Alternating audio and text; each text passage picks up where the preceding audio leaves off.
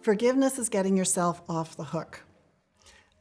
So often people don't realize that they're walking around with unforgiveness in their heart and what that's actually doing to them, and what they need to realize that all of the desire for revenge or holding someone accountable for what they have done to us is actually putting themselves in a prison.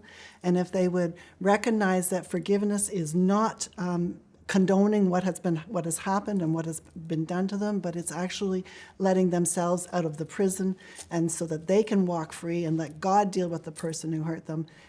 That's basically, it's a step of freedom for yourself.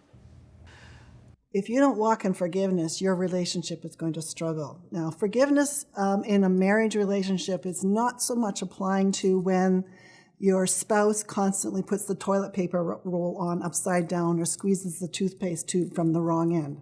That's needing to walk with gifts of the Spirit in terms of mercy and grace and patience, love and peace. Forgiveness is dealing with the more major issues where there's been lying, where there's been hurt and pain and that kind of thing. And so basically you need to keep short accounts that when an issue has happened that is putting a wall up between you and your spouse, you need to recognize that there's something there, then deal with the issue, acknowledge that there's been pain and hurt, and let it go. Like, actually choose to make that step of forgiveness and then say, I'm not going to hold you accountable anymore, and let it go.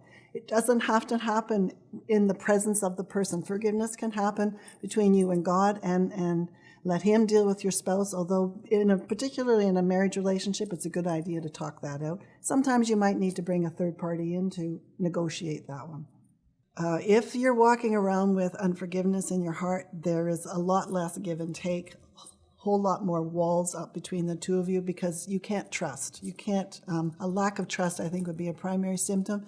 You can't trust the person to treat you the same way.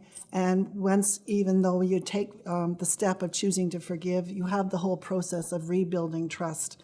And that is not an immediate occurrence. It doesn't happen overnight, because there's been a wound and a hurt that has happened, and pain takes a while to resolve. Like with forgiveness, you make that intellectual choice and you decide to do it, but then you have to walk through the grief and the rebuilding of trust process for it actually to take effect in a relationship. And so if you're walking around with unforgiveness in your heart, you've got these huge walls, and your relationship is broken.